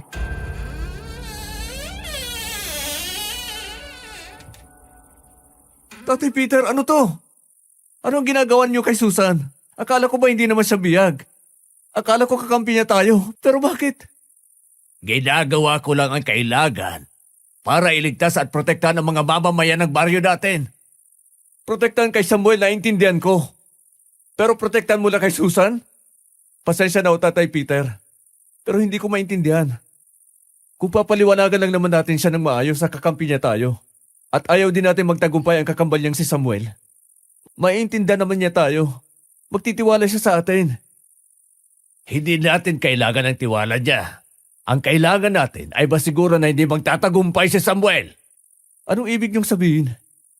Pinaplano niyo bang patayin si Susan? Ganun ba? Kung yan ang nararapat, yun ang gagawin namin. At yun din ang dapat mong gawin dahil isa kang manunugis. Ano? Eddie, mas mabuti kung sundin mo na lang kami. Kapakanan ng mga mamamayan ng baryo ang nakasalalay dito. Kuya naman, pati ba naman ikaw? Okay lang sa'yo na isasakripisyo natin si Susan kahit na may iba namang paraan para mapigilan si Samuel. Ibang paraan? Sige nga, sabihin mo sa akin, iho. Ano bang paraan ang naiisip mo? Gaya ng una nating plano. Poprotekta natin si Susan hanggang matapos ang pulang buwan. Kapag hindi siya nagtagumpay, hihinto na si Samuel. Wala na siyang magagawa pa. Hindi ikamamatay ni Samuel ang mabigo sa isang pulang buwan, Eddie. Kung hindi niya makuha si Susan ngayon, may susunod pang pulang buwan para subukan niyang muli. Pero, Isa pa, Eddie. Hindi mo ba nakita ang nangyari kanina? Walang epekto kay Samuel ang mga punyal natin. Hindi sa kagaya ng mga taong naging aswang lang na sa isang sugat ng punyal ay namamatay na. Iba siya. Wala tayong armas o kahit anong paraan na alam para tapusin ang buhay niya. Kaya kung hindi natin gagawin to ngayon, uulit at uulit lang ang lahat. Hindi naman dumadami ang mga manunugis, Eddie. Hindi rin naman pwede na lahat ng mamamayan ng barang ito ay gawin natin mga manunugis. Hindi lahat ay may abilidad na maging tagapagligtas. Kaya nakasalalay sa atin ang buhay ng mga tao rito. At kung magpapadala ka sa nararamdaman mo, iho, matatalo ka lang palagi. Dahil hindi awa o pagmamalasakit sa isang tao ang magliligtas sa kapakanan ng nakararami. Tatay Peter, hindi naman ito patas para kay Susan. Eddie, kung hindi mo kayang gawin ito, mabuti pang umuwi ka na muna. Nagawa mo na ang trabaho mo. Nahanap na natin si Susan. Kaya magpahinga ka na muna at hayaan mong kami nang tumapos ito. Sa sobrang inis daw noon, napasabunot na lamang si Lolo Eddie sa sarili niyang buhok. Hindi niya talaga alam kung anong dapat niyang gawin. Alam niyang mali na isakripisyo si Susan, ngunit naintindihan din naman niya ang punto ni Tatay Peter. Baguhang manunugis pa lamang siya noon, kumpara sa ibang bihasa at veteranong mga ngaso ng aswang. Alam niyang halos wala pa siyang maiaambag na tunay na makatutulong upang mapatay si Samuel at mapigilan ang balak ng mga ito kay Susan. Habang lalong dumidilim ang paligid at unti-unting lumalalim ang gabi, isa-isa namang nawawala sa kampo ang mga manunugis na nooy nagbabantay at umiikot sa paligid. At doon daw nagkaroon ng pagkakataon si Lolo Eddie. Dahan-dahan siya lumapit sa kulungan kung saan nakakulong si Susan. Sa isang sulok ng kulungan, tahimik lamang itong nakaupo. Nakayuko at tila malalim ang iniisip. Parang hinihintay na lamang kung anong susunod na mangyayari. Susan, Kung kaya ka narito ay para humingi ng tawad. Pasensya na. Pero ayoko sa lahat ay ang mga traidor. hindi kita trinaydor, Susan. Hindi ko alam na gagawin kanilang biyag dito. Ang akala ko hinahabol kanila para tulungan at pigilan na tuluyan kang makuha ni Samuel at magawa niya ang mga balak niya. Sinungaling. Akala ko pa naman totoong mga panaginip ko. Akala ko totoong kaligtasan ko ang dahilan kung bakit nagpakita ka sa akin. Paano mo nagawang gawin sa akin to? Hindi ko alam kung bakit mo sinabing ako ang tagapagligtas mo, Susan. Hindi ko nga matawag ang sarili ko na isang manunugis. Dahil simpleng tao lang naman ako. Wala namang espesyal sa akin. Sinusunod ko lang ang kagustuhan kong mailigtas ka. Pero tingnan mo naman, dahil sa akin, napunta ka pa lalo sa ganitong sitwasyon. Kung ganon, nagsisisi ka na ba na nakilala mo ako? Matagal na kitang kilala. Matagal ko nang sinubukang lumapit at kausapin ka. Sapat na sa akin noon ang sumulyap lang sa'yo mula sa malayo. Pero hindi ko pinagsisisihan na nakilala kita. Ang pinagsisisihan ko lang, wala akong magawa para matulungan ka ngayon. Kung sa bagay, bakit nga ba kita sisisihin? Ako nga na isang albularyo wala ring nagawa para tulungan ang sarili ko. Mula nang bumalik si Samuel sa baryang ito, wala na akong ibang nagawa kundi ang tumakbo at magtago sa kanya. Isa kang albularyo, Susan. Isang manggagamot. Hindi ka naman manunugis na kailangang pumatay ng isang aswang. Kahit pakakambal mo yun. Hindi mo ako naiintindihan, Eddie. Ano bang ibig mong sabihin? Bata pa lamang ako. Pinag-aaralan ko na kung paano gagamutin ang isang kagaya ng kapatid ko, ang isang aswang. Nagtagumpay ka ba? Nakagawa ka ba ng lunas? Nung una, akala ko nagtagumpay na nga ako. Anong ibig mong sabihin? Nakagawa ko ng isang gamot. Pinaghalong katas ng bawang, asin at pulang bato na hinanap ko pa sa kabundukan. Kapag ininom niyo ng isang aswang, babalik ang kanilang katinuan. Mawawala ang uhaw nila sa dugo at ang gutom nila sa laman ng tao. Hindi magiging madali dahil kailangan pa rin silang suportahan sa gamutan. Pero kahit papano, may pag-asa silang bumalik sa pagiging tao, sa pagiging normal. Kung ganon, Pwede nating sabihin kay Tatay Peter. Kapag narinig nila yan, malamang magbabago ang isip nila. Hindi ka na nila sasaktan dahil may solusyon na para labanan ang mga aswang. Para labanan si Samuel. Hindi, Eddie. Sinubukan ko ng lahat para mabago ang kapatid ko. Pero ang gamot na nagawa ko ay gumagana lang sa mga taong nabiktima niya at ginawang aswang. Ang katulad niya, na ipinanganak na anak ng dilim. Walang pag-asa na maging normal na tao. Kamatayan lamang ang tanging paraan para mawala siya. O kaya naman, siya mismo ang pipiliing pigilan at kontrolin ang kanyang uhaw at gutom sa laman at dugo. Imposibleng gawin niya yan. Ngayon, nalaman namin, hindi siya tinatabla ng punyalang manunugis. Ibig bang sabihin, wala na talagang pag-asa para pigilan pa ang kakambal mo? Sa puso o sa utak. Doon siya kailangang tamaan para mapatay si Samuel. Kung ganun, ibig sabihin may paraan pa rin. Hindi mo kailangang mamatay para lang masigurado na hindi magtatagumpay ang kakambal mong aswang. Madaling sabihin yan, Eddie. Pero kapag kaharap mo na siya, masyado siyang malakas. Wala rin nakakaalam kung saan siya nagtatago. Lalabas lang siya kapag kailangan niya. Kung kailan siya malakas at kung kailan alam niyang may laban siya at imposible siyang matalo. Pero kahit papano, mas mabuti na rin may alam tayong paraan para mapatay siya. Isa pa, hindi rin ako sangayon sa sinabi ni Tatay Peter. Kung mapatay ka man nila at hindi magtagumpay si Samuel ngayon, pwede pa rin naman siyang humanap ng ibang biktima para makuha ang kapangyarihan na gusto niya. Hindi mo naiintindihan. Sa akin lang niya makukuha ang kapangyarihang inaasam niya. Ano? Bakit naman? Sa totoo lang, hindi ko naman gustong maging makasarili. Alam kong kapag hindi ako nawala, maraming taong masasaktan at mamamatay dahil sa kakambal ko. Pero hindi ko rin mapigilang matakot. Gusto ko pang mabuhay. Ilang taon kong sinikap na mamuhay ng normal at gawin ang mga bagay na gusto ko. Hindi ko lang matanggap na sa huli. Ako pa rin ang kailangang mawala para mailigtas ang lahat. Hindi kita maintindihan, Susan. Ano bang ibig mong sabihin na sinikap mong mabuhay ng normal? Hindi ako purong tao, Eddie. Isa rin akong aswang. Ngunit hindi kagaya ng kakambal ko. Nagawa kong labanan ng aking lahi. Nang mamatay ang mga magulang namin, pinili kong hindi sundin ang gutom sa dugo at laman ng tao. Kahit hayop ibang nilalang, hindi ko ginawang kapalit para mawala ang aking gutom. Pinilit kong maging normal. Mabuhay bilang tao. Habang tumatanda ko, nasanay na rin ang katawan ko sa ganong pamumuhay. Sinasabi mo bang isa kang aswang? Pero pinipigilan mo ang sarili mo na pumatay at manakit ng tao? Oo. Hindi naging madali. Kinailangan kong lumayo at umalis sa baryong ito para maitago ang sarili ko sa lahat ng tukso. Ngayon na bumalik ako, hindi ko naman inakalang babalik din si Samuel para kunin sa akin ang kakayahang pinag-aralan kong gawin sa loob ng napakahabang taon. Kaya pala sabi ni Nanay Victoria, kapag nasipsip ni Samuel ang dugo mo, makukuha niya ang kakayahan mong maglakad sa araw. Kapag nangyari yun, wala na siyang katatakutan.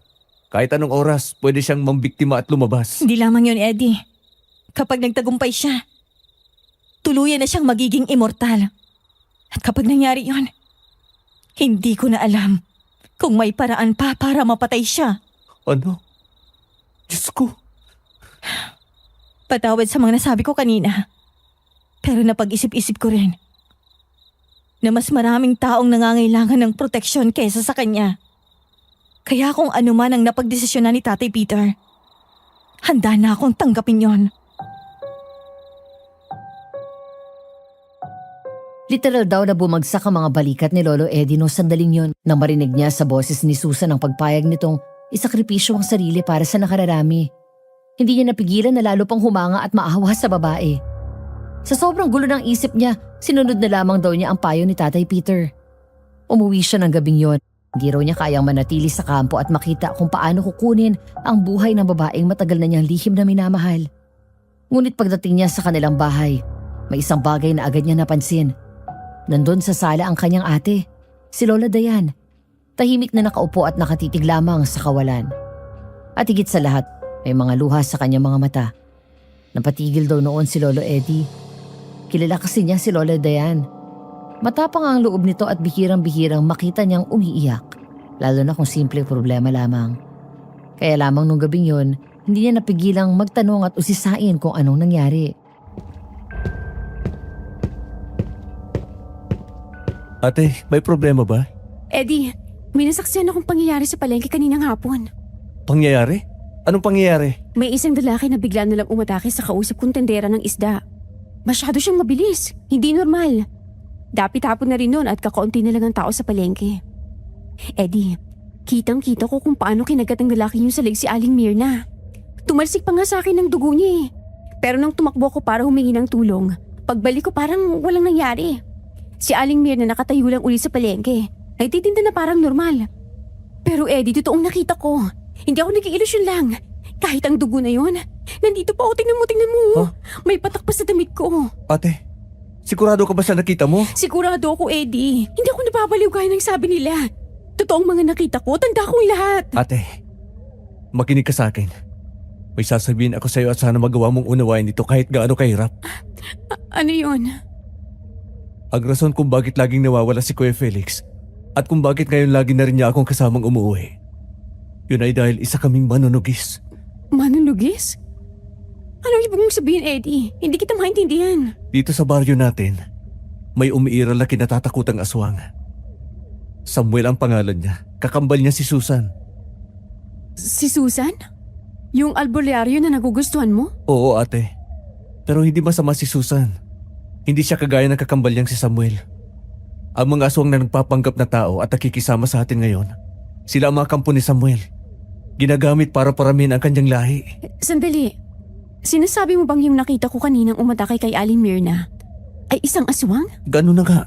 Diyos ko, ibig sabihin tama si Aling Victoria? Dumating na nga ang kampo ng kadiliman at papatayin nila tayong lahat? Ano ka ba, ate? Uminahon ka nga. Kaya nga may mga manunugis.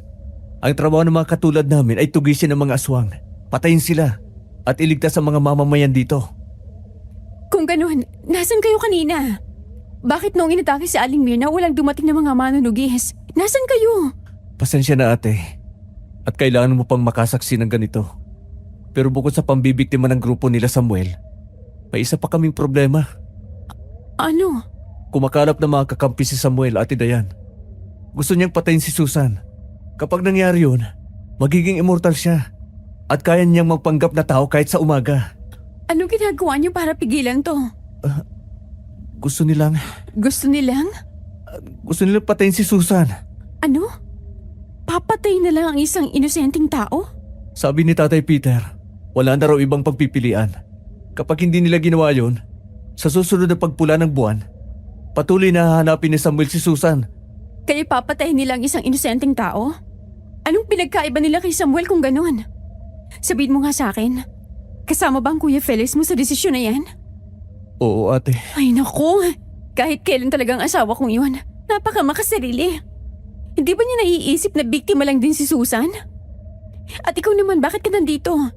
Hahayaan mo na lang din sila kahit isa ka na rin manunugis? Hindi ko gusto ito, ate. Alam mong hindi ko ito gugustuhin kahit kailan. Pero ano bang dapat mangyari? Kapag itinakas ko si Susan at nasundan kami ni Samuel, mas lalo lang magkakagulo. Sa totoo lang, hindi ko na alam kung anong dapat kong gawin, ate. Hindi ko kayang makita na mawalan siya ng buhay dahil ang kailangan niyang isakripisyo ang sarili niya para sa lahat. Sinusubukan ko namang mag-isip ng paraan pero hindi ko rin alam, ate. Eddie, makinig ka sa akin. Kapatid kita at kilala kita. Ni minsan hindi mo tinignan ng ibang babae sa paraan na tinitingnan mo si Susan. Hindi mo kakayanin to. Kapag namatay si Susan, dadalhin mo ang konsensyang yun habang buhay. Pero paano naman si Samuel? Paano ang mga mamamayan ng baryong ito kapag naging pabaya ako? Pati ikaw madadamay, ate. Pati ikaw pwede kang mapahamak. Naiintindihan kita. Pero Eddie, hindi ka basta-basta sumusuko. Pag-isipan mo ulit, baka may kahit konti lang na bagay na nakakalimutan mo. Baka may nakakaligtaan ka. At yun pala ang makatulong sa atin para malutas ito nang walang nawawala. Bukod sa mga masasama katulad ni Samuel. Napahawak doon noon si Lolo Eddie sa kanyang ulo. na para bang pinipiga niya ang sarili niyang utak para maalala at pagdugtong-dugtongin ang lahat na nangyari, lahat ng nalaman niya. Umaasa siya na baka nga tama ang sinabi ni Lola Dayan na baka may mahalagang bagay siyang nakaligtaan. Habang malalim siya nag-iisip, bigla raw pumasok sa kanyang alaala si Nanay Victoria. Sa panahong yon, malakas ang kutob ni Lolo Eddie na kung may makakaalaman ng tamang sagot o solusyon sa lahat ng nangyayari, ang matandang yon ang may pinakamalaking posibilidad na makatulong. Kaya nagpaalam daw muna siya kay Lola Dayan at pagkatapos ay agad niyang pinuntahan si Nanay Victoria. Anong kailangan mo, iho? Nanay Victoria, nahanap na po namin si Susan. Pero ang balak nila Tatay Peter ay patayin siya bago pa magtagumpay ang plano ni Samuel. Ay, kung nagpunta ka rito para humingi ng tulong upang kumbinsihin si Peter na baguhin ang kanyang pasya, pasensya ka na. Sa mga ganitong desisyon, wala akong karapatang makialam. Pero alam niyo kung ano ang maaaring mangyari. Kailangan ba talagang isakripisyo ang buhay ni Susan? Nakikita ko lamang kung anong dapat kong makita. Hindi lahat ng magyayari sa inaharap ay nalalaman ko, Eddie. Pero, sumasangayon ba kayo na yun na lang ang tanging paraan? Hindi. Ngunit mas delikado ang isang paraan. Ano ho ba yun? Hindi ko na kailangang sabihin pa sa'yo. Naniniwala akong mangyayari ang dapat mangyari. Nanay Victoria. Eddie, iho. Hindi ba sinabi kong sundin mo ang iyong puso? Ano bang sinasabi niya sa'yo? Ho? Tanggap ba ng puso mo ang kapalaran ni Susan? Hindi po. Para sa akin, napakamakasarili nito. Hindi kasalanan ni Susan na maging daan para sa kagustuhan ni Samuel. Wala rin naman siyang obligasyon na iligtas tayong lahat dito. Kung iisipin, ano bang nagawang mabuti sa kanya ng mga tao? Kung hindi chismis na walang katuturan at ginagamit lang nila ang kakayahan ni Susan sa panggagamot. Mga balimbing naman kapag tumalikod. Yun naman pala, iho. Ano ginagawa mo pa rito kung alam mo naman kung ano ang nararapat? Hindi ko po kayo naintindihan. Makinig ka sa akin, Eddie.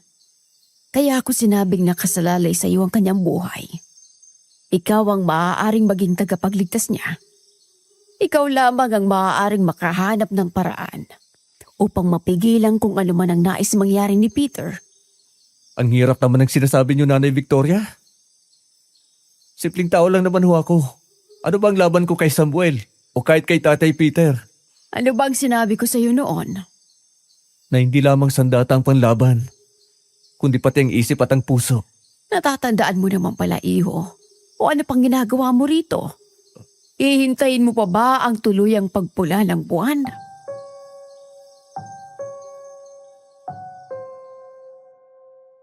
Umalis daw noon si Lolo Eddie sa bahay ni Nanay Victoria. Ngunit sa totoo lamang, hindi pa rin niya alam kung ano ba ang dapat niyang gawin. Gaya ng una niyang ginawa, nagpasya na lamang siyang sundin muli ang kanyang puso. Kung anong sinasabi ng kanyang damdamin at isipan. Kinabukasan nang bumalik siya sa kampo, ganun pa rin ang kalagayan ng mga manunugis. Tahimik na nagbabantay ang ilan sa bawat sulok, habang ang iba naman ay seryoso nag-uusap sa loob ng isang kubo kasama si Tatay Peter. Sabi pa nga ni Lolo Felix noon, nagpaplano na raw ang mga manunugis kung paano nila hahanapin ng kuta o pinagtataguan ni Samuel at ng kanyang mga alagad. Kaharap ang isang lumang mapa, halos maghapon daw nilang pinag-uusapan kung saan maaring matagpuan ang mga ito. Samantalang si Lolo Eddie naman ay paminsan-minsang sumisilip sa kulungan, kung saan tahimik lamang na nakaupo si Susan. Nagtataka raw siya sa puntong yon, Madam Venus. Wala kasing kakaibang kilos mula sa mga kasamahan. Para bang walang anumang paghahandang nagaganap para sa sinasabi nilang pagkitil sa buhay ni Susan. Dahil doon, naisipan daw ni Lolo Eddie na makinig sa usapan nila ni Tatay Peter. Ngunit habang pinagmamasdan niya ang mga kapwa manunugis sa loob ng silid na yon, may isang malaking nakapansin sa kanya. Matikas daw ang tindig ng lalaki. Kayumanggi ang kulay ng balat at malaki ang pangangatawan. Kitang-kita rin ang mga tato sa kanyang mga braso at dibdib dahil wala siyang suot na pang-itaas. Meron din daw itong maraming nakasabit na ngipin ng hayop sa leeg na para bang ginawang kwintas.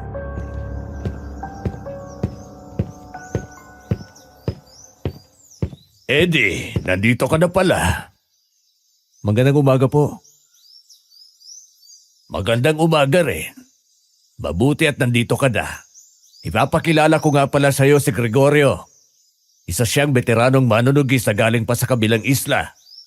Kumpara sa ating lahat dito, mas marami na siyang nakaengkwentro mga aswang.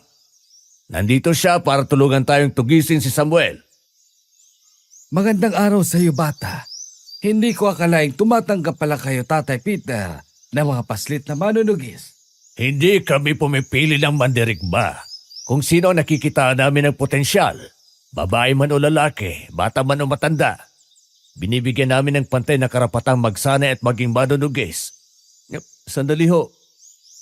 Kanina ho, Tatay Peter, sinabi ninyo na nandito siya para tugisin si Samuel. Tama ka, iho. Nagbago na ho bang isip nyo?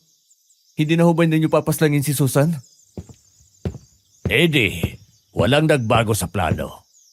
Ngunit kagabi, pinag-isipan namin ang mga sinabi mo. Malaki ang naitulong ni Susan sa ating baryo. Marami na siyang napagaling at ginamot dito. Marami ang naniniwala sa kanyang kakayahan. At kung tutuusin, hindi naman talaga patas na siya ang isakripisyo para lamang masiguro ang kaligtasan nating lahat.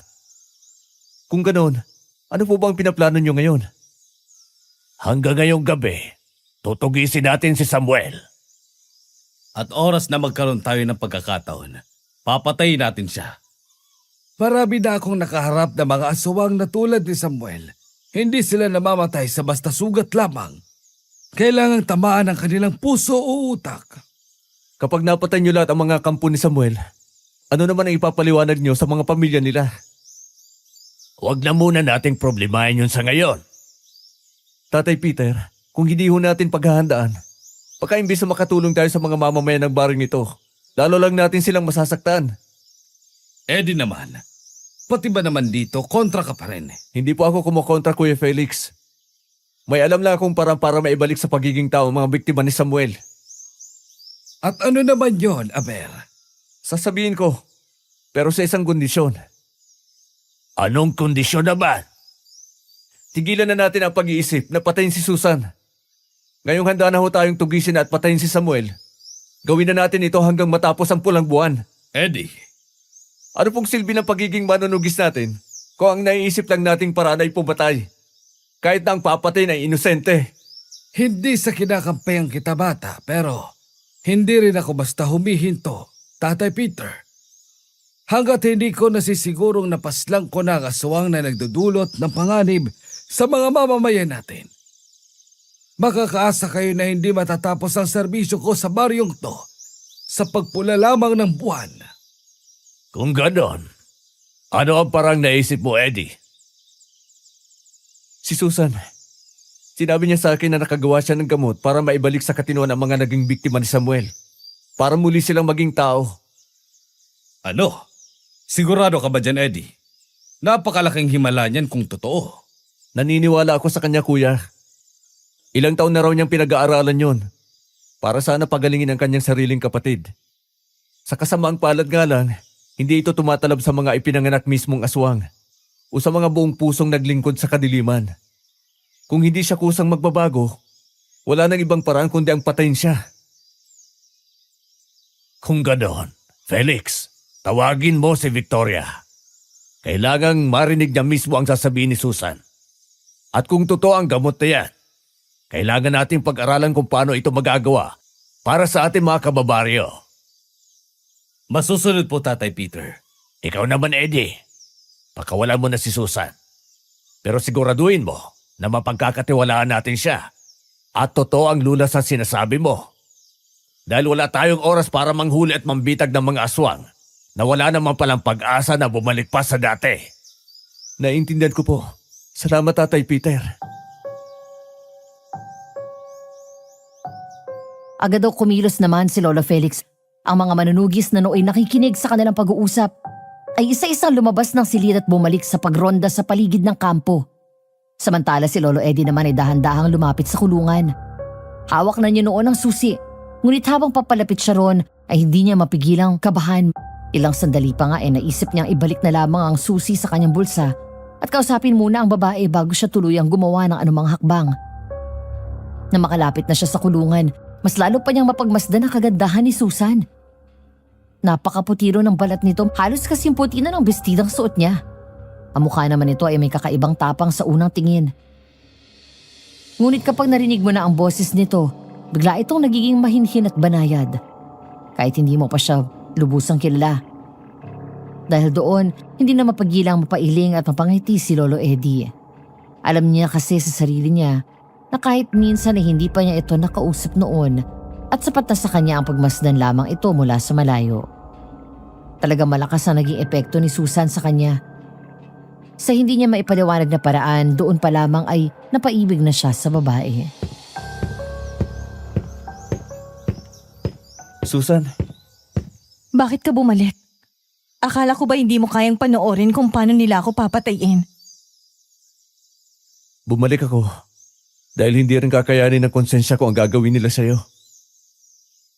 Anong binabalak mo ngayon? Gusto mo ba akong itakas? Kung kinakailangan, oo. Pero may mas maganda akong plano. Ano naman yon? Kailangan ko lang tiwala mo, Susan. Magtiwala ka sa akin. Kahit anong mangyari, hindi ko hahayaang magtagumpay si Samuel at mawala ka. Eddie, Makinig ka sa akin. Tulungan mo kaming ibalik sa dati mga biniktima ni Samuel. Kapalit noon, kakalimutan na nila ang balat nilang paslangin ka. paano naman ako makasisiguro na mapagkakatiwalaan ko nga kayo? Eh kung ikaw nga, niloko at tinraidor mo ko, hindi ba?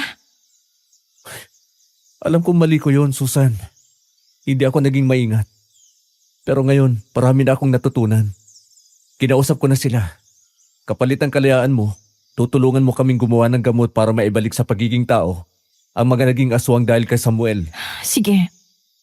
Pero siguraduhin mo lamang na hindi mo na ako muling lolokohin, Eddie. Dahil kapag sinira mo ulit ang tiwala ko, hindi mo na yun mabubuo kailanman. Naintindihan ko. Maraming salamat, Susan. Agad daw binuksan ni Lolo Eddie noon ang kulungan at lumabas naman si Susan. Sakto namang dumating na rin si Nanay Victoria kasama si Tatay Peter at Lolo Felix, pati na namang bagong dating na si Gregorio. Masok silang lahat sa loob ng kubo.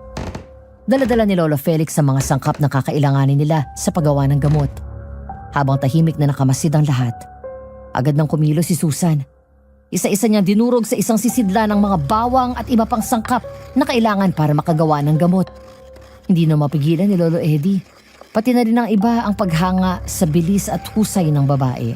Yun nga kay Lolo Felix, sa dami ng mga albularyo na kilala niya noon, ngayon lamang daw siya nakakita ng isang taong kahit bata pa ay bihasang-bihasa na sa panggagamot.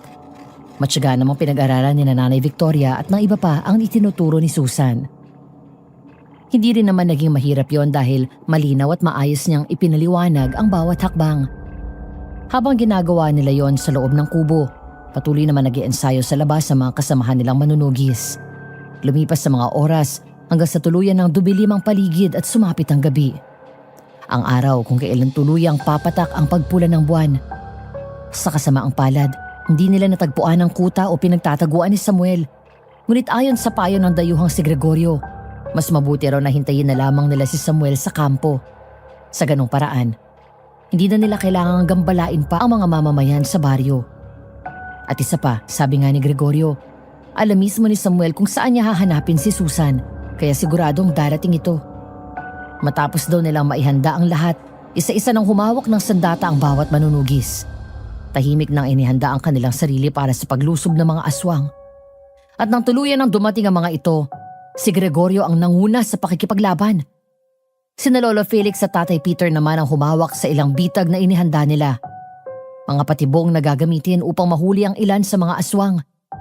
Dahil sa kagustuhan nilang maisalba ang iba at maibalik pa sa pagiging tao. Samantala si Nanay Victoria ay agad na tumakbo palabas ng kampo, dala ang lahat ng gamot. Bahagi yon ng kanilang plano. Kailangan mailigtas sa mga gamot sakaling magkaproblema ang kanilang laban. Si Lolo Eddie naman ang naatasang manatili sa tabi ni Susan. Nakatago daw sila noon sa loob ng koprahan. Tahimik na nakikiramdam sa mga nangyayari sa labas. Alam kasi nila na anumang oras, maaring matagpuan ni Samuel si Susan. Habang tumatagal, palakas ng palakas sa mga sigawan at ang ingay ng mga sandatang nagbabanggaan sa labas. Doon daw unti-unting naramdaman ni na Susan at Lolo Eddie ang posibilidad na matatalo ang mga manunugis. At sa bawat sandaling lumilipas, lalo ring tumitindi ang kaba sa dibdib ni Lolo Eddie. Dahil alam niyang kapag bumigay ang depensa ng kampo, si Susan ang unang hahanapin ni Samuel.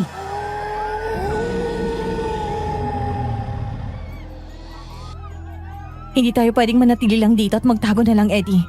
Kailangan nating lumabas at tumulong sa kanila. Hindi pwede. Ipinangako ko kay Tatay Peter na hindi tayo lalabas dito. Ano man ang mangyari.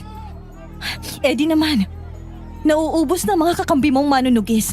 Sa tingin mo ba, hindi talaga tayo mahahanap ni Samuel dito? Hindi sila mamamatay. Handa ang lahat para dito. Buong plano natin. Ang kailangan lang natin gawin ay sundin ang utos sa atin ni Tatay Peter. Hindi ako mapapalagay sa ganito. Tapos na akong tumakbo ng tumakbo at hayaang ibang sumalo sa kapahamakan. Akong kailangan ni Samuel.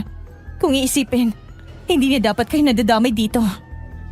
Kaya ibibigay mo na lang ang buhay mo para sa lahat? Ipinanganak akong aswang, Eddie. Hindi naman talaga ako normal. Minsan naiisip ko na baka pinipilit ko lang maging iba. Kahit na may ibang buhay talagang nakalaan para sa akin. Hindi kailangang ipilit ang pagiging mabuti. Kahit gaano ka pa kasama o kahit anong lahi pa ang meron ka, hindi yun mananalo basta pinipili mo ang tama ng buong puso. Tama ba ito? Tama ba na gamitin ang mga kasamaan mo para lang iligtas ang buhay ko? Tama ba na maging duwag? Hindi ito pagiging duwag. Nag-iingat lang tayo, Susan. Hindi mo ba sila naririnig, Eddie? Kailangan nila tayo!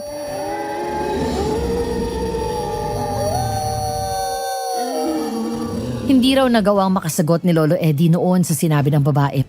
Sa mga sandaling yon, kahit siya mismo ay hindi rin alam kung paano titiisin ang mga sigawang naririnig niya mula sa labas. Naglalaban sa loob niya ang dalawang bagay. Ang kagustuhang iligtas si Susan at ang matinding pagnanais na makatulong sa mga kasamahan na lumaban. Ilang saglit lamang ang lumipas nang biglang kumalampag ang takip ng kuprahan. Mabilis na kumilos si Lolo Eddie. Agad siyang humarang sa unahan upang maitago si Susan sa kanyang likuran. Ngunit nang tumalsik palayo ang takip ng kuprahan, bumungad sa kanila ang mabagsik at nakakakilabot na anyo ni Samuel. Dahan-dahan itong humakbang palapit sa kanila. Agad namang inilabas ni Lolo Eddie ang kanyang punyal. Pinagpapawisan na ang kanyang mga palad habang pilit niyang inihahanda ang sarili. Nang biglang tumakbo si Samuel palapit, handa na sana siyang sumugod at umatake. Pero bago pa niya magawa yon, bigla namang hinila ni Gregorio ang aswang mula sa likuran. Doon nakita nila Lolo Eddie kung paano kinaladkad ng manunugi si Samuel palayo sa kanila. Ngunit hindi rin yun nagtagal. Na makabawi si Samuel, malakas nitong kinalmot si Gregorio. Agad namang lumapit sina Tatay Peter at Lolo Felix na kagagaling lamang sa pakikipaglaban sa iba pang mga aswang upang tulungan ang kanilang kasama. Tumakbo na kayo! Bilis! Susan, halika. Sumunod ka sa akin. Bilis! Susan! Bilisan mo, Susan! Dito sa kanan! Malapit ang mabuang pulang buwan, Eddie. Alam ko, pero wag mo na yung pansinin. Walang mangyayaring masama sa'yo. Hindi magtatagumpay si Samuel. Akala niyo ba talaga ay matatakasan niyo ako? Susan, dito ka lang sa likod ko. Kapatid, ito na ang tamang panahon. Tigilan mo na ito habang may pagkakataon ka pa para magbago. Piliin mo ng tama. Kalimutan mo ng lahat ng mga kasamaan at ang gusto mong mangyari. Kapatid, hanggang ngayon ba naman, hindi ka napapagod? Bata pa lang tayo. Pinipilit mo na akong tahakin ng landas. May pinipilit ka rin naman sa sarili mo, di ba? Dahil itong nararapat. Katangahan! Ipinanganak tayo bilang mga aswang, Susan. Bakit ba pinagpipilitan mo ang sarili mo sa isang lahing kahit katiting ay hindi dumaloy sa dugo mo? Dahil gusto niyang maging mabuti. Ikaw, gusto mo rin maging katulad niya, hindi ba? Inaasam-asam mong makapaglakad sa gitna ng araw. Makisalamuha sa tao, hindi matakot sa mga pangontra. Bakit hindi mo gawin ito nang hindi sinasaktan ng kapatid mo? Bakit hindi mo subukang magpakabuti? Baka sakali may pag-asa pa ang katulad mo. Nagpapatawa ba kayo? Kahit kailan, hindi ko gugustuhin maging kaisa sa mga pinakamababang uri ng nilalang sa mundo. Hindi na kita pipilitin. Kung hindi mo kayang maging mabuti. Pero nakikiusap ako, Samuel. Tigilan mo na ang paghahangad mo ng immortal na buhay! Hindi ka rin naman ipinanganak na isang immortal! Isa kang aswang at yun lang yun! Wag na wag mong sasabihin sa akin kung ano ang nararapat kong gawin o hindi. Hindi pwedeng ikaw ay nakakalakad sa araw ngayon.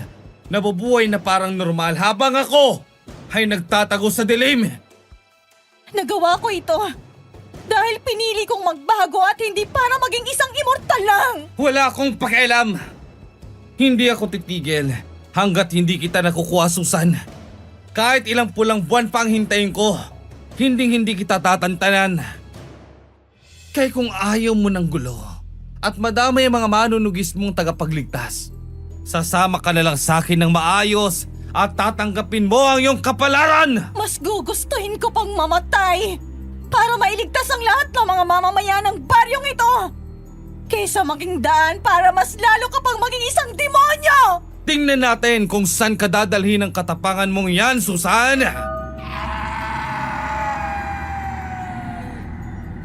Walang sabi-sabing biglang sumugo daw noon si Samuel. Magkasama at nagtulungan si Susan at Lolo Eddie upang kalabanin siya. Nagpalitan sila ng mga suntok at sipa. At habang pilit na kinakalmot ni Samuel si Lolo Eddie, sinusubukan naman itong saksakin ng punyal ang puso at ulo ng aswang. Ngunit masyado mabilis si Samuel. Sabi pa nga ni Lolo Eddie daw noon, imposible nga mahuli ng normal na tao lamang ang bilis ng mga kilos niya. Hindi nagtagal, dumating na rin sina Tatay Peter, Lolo Felix at ang dayuhang si Gregorio. Sama-sama nilang nilabanan si Samuel. Kahit ilang beses na silang napapatalsik ng aswang, agad pa rin silang bumabangon at muling humaharap sa kanya. Hanggang sa nagawa nilang pagtulungan na mahawakan ng parehong kamay ni Samuel at idikdik ito sa malaking puno. Nang akmang sasaksakin na ni Tatay Peter ng punyal, biglang sumugod ang panibagong grupo ng mga aswang. Ang nakakatakot pa, karamihan sa kanila ay kasamahan ng mga manunugis, katulad nila. Ngunit dahil sa dami ng mga kampo ni Samuel, ay mabilis lamang na natalo ang kanilang mga kasamahan. Mas lalo pa daw namang nagkagulo ang paligid. Hindi na lamang si Samuel ang kanilang kinakalaban, kundi pati na rin ang mga bagong aswang. Dahil dito, abalas sa pakikipaglaban sina Tatay Peter, Lolo Felix at ang dayuhang si Gregorio. Si Lolo Eddie naman mabilis niyang inilibot ang paningin para hanapin si Susan, ngunit huli na. Hindi kalayuan sa kanilang pwesto, nahila na siya ni Samuel pataas ng bundok. Sa tuktok alam niya nag-aabang ang isang bangin. Sa pagkakataong yon biglang nagkaroon ng kalituhan. Dinig na dinig daw ni Lolo Eddie ang mga sigaw ni Tatay Peter at Lolo Felix na parehong inaatake na ng mga aswang.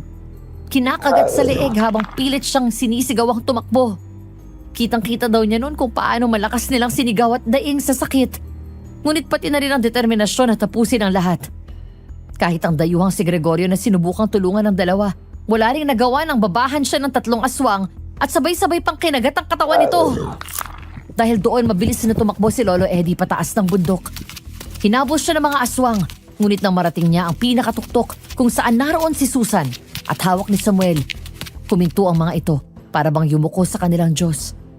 Nang tumingala si Lolo Eddie, nakita niya ang buwan, bilog na bilog, pulang-pula, at ni katiting na liwanag mula sa buwan ay wala na. Tuluyan na ronong nagtapat ang araw at buwan.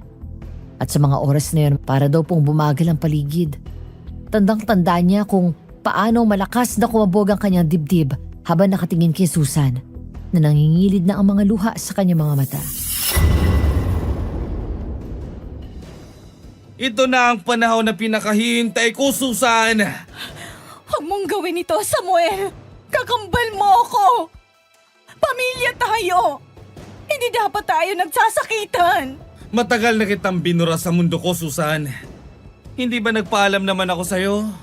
Malinaw na sinabi ko rin na sa muli nating pagkikita, malaki ang posibilidad na magkaaway na tayo. At ito na yun. Ito na yun, Susan. Ngayong gabi, ang lahat ng kakayahan mo ay mapupunta na sa akin. Magiging isa akong pinakamakapangyarihang nilalang sa mundo. At wala na akong katatakutan pang kahit ano! Hindi! Eddie! Tulungan mo ako! Paalam, kapatid. Salamat dahil sa pagsisikap mo. Binigyan mo ko ng ganitong pagkakataon para mabuhay ng mas matagal. Susan! Halos sabay daw ang mga sigaw ni na Susan at Lolo Eddie. Kusa namang kumilos ang katawan ni Lolo Eddie noon, dala ng desperasyon sa sitwasyon at agad siyang tumakbo. Walang pag-aalinlangan, itinulak niya si Samuel patungo sa bangin. Sa lakas ng puwersang yon, nahulog si Samuel sa gilid. Ngunit mabilis din kumilos upang mahilan si Lolo Eddie at mapasama sa kanya. Buong tapang, inilabas ni Lolo Eddie ang kanyang punyal at sunod-sunod niyang sinaksak si Samuel. Una sa dibdib, pagkatapos sa ulo, at hindi niya ito tinigilan. Para bang unti-unting nauupo si Samuel hanggang sa mga buto na lamang ang natira. Ngunit sa pagbagsak nito sa batuhan, napakabilis na natapos ang kanyang huling hininga. Nang mga oras na yon, kahit na naghihingalo na si Lolo Felix, gumapang siya sa gilid ng bangin at sinilip si Lolo Eddie sa ibaba. Ngunit wala na itong buhay. Napahagulgol na lamang siya noon. Hindi niya akalain na ganun kadeterminado si Eddie na iligtas ang buhay ni Susan at pati na rin ang mga mamamayan sa kanilang baryo. Si Susan naman ay hindi makapaniwala sa kanyang nakita. Nakasilip sa buong bangin, hawak ang bibig, nanginginig ang mga kamay at nangingilid ang luha mula sa kanyang mga mata. Bahagyang umiling siya. At kahit na si Lolo Felix ay hindi alam ang dapat gawin. Para bang panaginip lamang ang mga pangyayaring yon. Nang akala nilang matatapos na ang lahat, biglang tumakbo si Susan pababa. Nang makarating siya sa tabi ni Lolo Eddie, agad niya itong niyakap. Kahit na nasa taas daw noon si Lolo Felix, narinig niya ang malalakas na iyak ni Susan. Para bang sumisigaw daw ito sa buwan na noong oras na yon ay nananatili pa rin buo sa kalangitan. Pagkatapos ay huminga ito ng malalim. Hinalikan ang pisngin ni Lolo Eddie. Ngunit sa susunod na sandali, kinagat niya ang leeg nito at sinipsip ang dugo. Nang sapat na, binitawan niya si Lolo Eddie. Kumuha ng matalas na bato. Hiniwa ang kanya mga palad at ipinatak ang dugo sa bibig ni Lolo Eddie.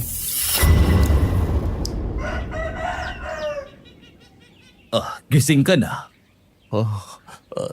Ano nangyari? Bakit nandito ako? Buhay pa ba ako? Huwag kang mag-alala. Buhay ka pa. Paano? Sabihin na lang natin na nagkaroon ng isang himala. Kuya, seryoso ako. Ano nangyari? Kumusta ang pakiramdam mo? Ayos lang po, Kuya Gregorio. Ang totoo niyan, kahit konti, wala nga akong nararamdamang sakit. Sinasabi ko na sa'yo himala nga ang rason. Pinagtitripan ka na naman Eddie nitong si Felix. Kung alam mo lamang ang ginagawa niyan sa'yo nung panahon na wala ka pang malay. Kuya, Huwag kang mag-alala. Wala naman akong ginawa na ikasasama mo. Hindi ko lang sinasadya na mabasa itong iyong talarawan. ano? Bakit mo naman binasa, Kuya Felix? Privado yan, hindi mo dapat pinapakialaman. Pasensya na. Hindi ko lang talaga mapigilan. Hindi ko rin inaasahan na ito palang kinaabalahan mo. Eddie, tuwing nakatambay ka sa puno ng mangga at nakamasid kay Susan mula sa malayo. Sandali. Nasaan na pala si Susan? Ligtas ba siya? Yung mga biktima ni Samuel, nakaligtas ba? Tao na ba ulit kayo? Hindi ba kayo mga aswang? Mga tao na kami. Gumana ang gamot ni Susan. Magaling naman turuan si Nanay Victoria. Kaya nasolusyon ng kaagad ang mga naapektuhan ng ginawa ni Samuel. Karamihan ka lang. Hindi ganun kabilis na nawala ang epekto sa pagiging aswang. Lalo na kung umaasa lang sa gamot. Pero kung pinipili ng isang tao na pigilin ang uhaw at muling mabuhay na normal, mas nagiging mabilis ang epekto ng gamot.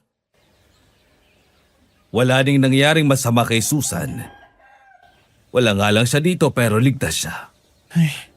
Salamat naman sa Diyos. Alam mo, sa totoo lang, kami dapat ang nagtatanong sa iyo. Nang ano? Anong pakiramdam na maging isang immortal? Huh? Huwag mo nang pansinin si Felix, Eddie. Ang mabuti pa, magpahinga ka na dahil oras na gumaling ka na. May mas malalaking pagsubok pa ang haharapin mo. Ano bang sinasabi ninyo? Hindi ko kayo maintindihan. Akala ko ba nagtagumpay tayo? Wala na si Samuel, di ba? Sandali. Huwag mong sabihin. Isa ka ng aswang? Isang immortal na aswang na kayang maglakad sa araw. hindi matatakot sa kung anumang pangontra at walang nakakaalam kung paano ka mapapatay. Sige, kung yan ang gusto mo, hindi ko sasabihin. Tigilan mo na si Eddie Felix. Alam naman natin na hindi siya magiging masama. Lalo na't hindi siya ipinanganak na purong aswang. Kung pipiliin mo na maging kagaya ni Susan, hindi imposible na bumalik ka rin sa dati. Pero, paano na ako mabubuhay nito? Alam mo, Eddie, may sagot ako dyan. Hindi ko alam. Pero gaya lang ng laging sinasabi sa'yo ni Nanay Victoria, sundin mo lang kung ano ang gusto ng puso mo. Ng puso mo ha, hindi sikmura. Kahit kailan talaga, puro kakalukuhan, kuya. Sige na, uwi na ako. Paniguradong hinihintay na ako ng asawa kong bungangera. Ang lakas ng loob mong sabihin yan ngayon dahil wala si Dayan dito. Pero nung isang araw lang hitiklop ka sa asawa mo nung unang sinundo ka sa kampo. Sinundo ka ni Ate Den sa kampo, kuya? Oo, galit na galit niyang ate mo eh. May hawak ng pamalo. Ano?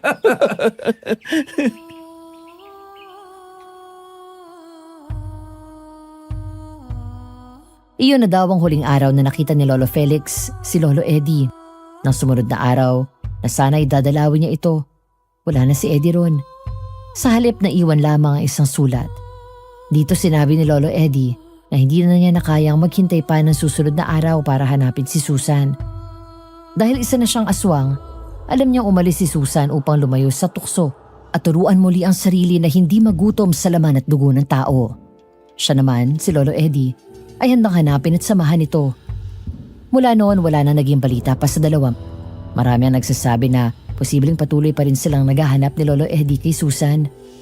Ang iba naman ay naniniwala na nagawa na niya matagpuan ito sa pamamagitan lamang ng pagsunod sa kanyang puso at ngayon ay namumuhay na sila ng malayo sa lahat. Sa kabila nito, umaasa pa rin si Lolo Felix at Lola Dayan na kung sakali mang muling makabalik sa normal na pamumuhay sina Susan at Lolo Eddie, babalik din sila sa aming baryo. Ang kwento pong ito ay personal ko ring nabasa sa mga tala na laman ng diary ni Lolo Eddie.